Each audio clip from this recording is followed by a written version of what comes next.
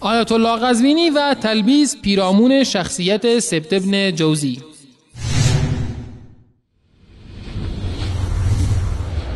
خود ذهبی درباره سبت ابن جوزی داره کان اماما فقیها واعظا علامة فی التاریخ و السیر.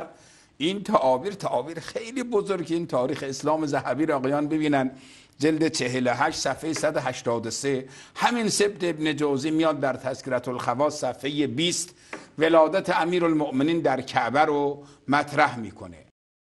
بینندگان عزیز، مشاهده می‌فرمایید که جناب قزوینی برای تدلیس کردن پیرامون شخصیت سبت ابن الجوزی و سنی معرفی کردن او قول امام ذهبی در تاریخ اسلام را ذکر می‌کند، اما نمی‌داند که خود امام ذهبی در کتاب میزان الاعتدال درباره سبت ابن الجوزی می‌فرماید: یوسف بن قزغلی الواعظ المؤرخ شمس الدین ابو المظفر سبت ابن الجوزی روى عن جده وطائفة وألف كتاب مرآة الزمان فتراه يأتي فيه بمناكير الحكايات وما أظنه بثقة فيما ينقله بل يجنف ويجازف ثم إنه ترفض وله مؤلف في ذلك نسأل الله العافية.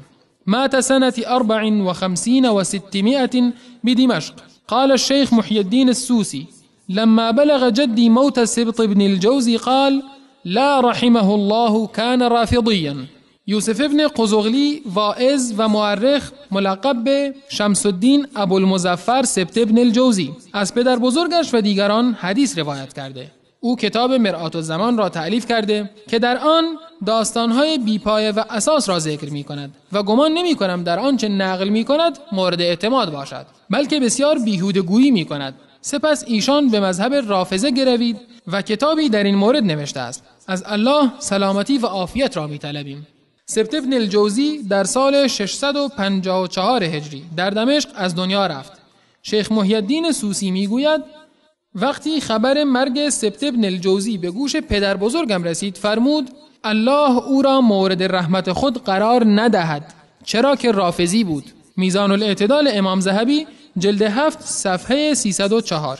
و همچنین امام ذهبی در کتاب سیر اعلام النبلا در مورد سبت ابن الجوزی می‌فرماید کتابی از وی دیدم که گواه بر این است که ایشان شیعه بوده است.